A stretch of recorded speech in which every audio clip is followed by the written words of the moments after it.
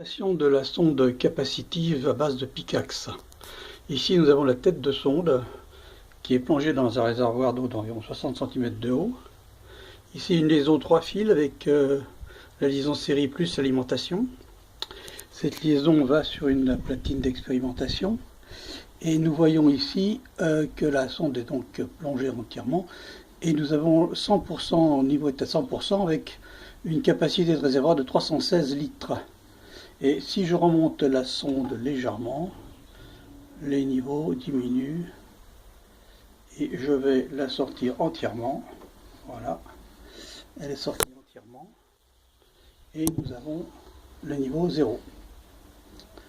Je la remets dedans. Voilà.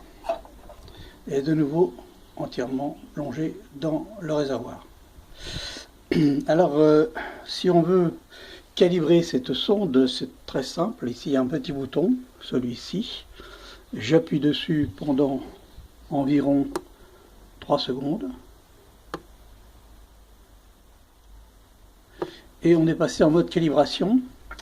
Et le mode calibration me demande de calibrer la valeur 0%. Pour ça, je remonte la sonde. Voilà, ici. Je vois que la valeur retournée par la commande touche est de 30.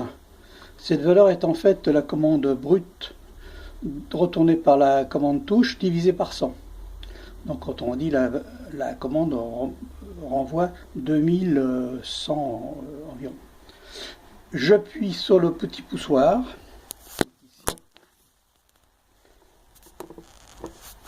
La calibration pour 0% est effectuée.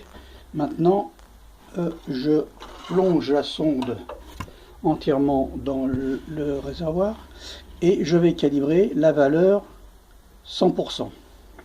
Ici, la valeur retournée maintenant de 20 000 divisé par 100 égale 200. Cette valeur retournée par la sonde est en fait une valeur sur 16 bits, c'est-à-dire jusqu'à 65 535, divisé par 100, donc on peut aller jusqu'à 650 pour la valeur maximum de cette sonde. J'appuie, calibration est effectuée, et je retrouve les valeurs ici de 100% et de 316 litres. Alors maintenant, s'il peut se passer des choses ici, je vais couper la liaison. Et ici, je vois que j'ai un défaut de timeout. Et ce défaut indique une rupture de liaison. Une rupture de liaison parce que la commande série, enfin la commande série, ne reçoit plus d'informations et donc on dépasse la valeur qui est attribuée à la valeur timeout. Je vais remettre la sonde, si j'y arrive, voilà. Et donc maintenant j'ai retrouvé les valeurs, ici. Deuxième problème qui peut arriver, c'est un problème d'isolement de la sonde.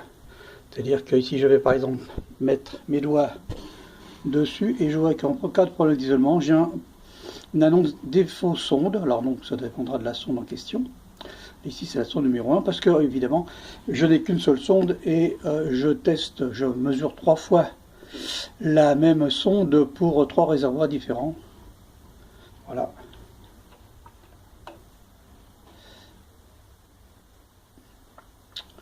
C'est terminé.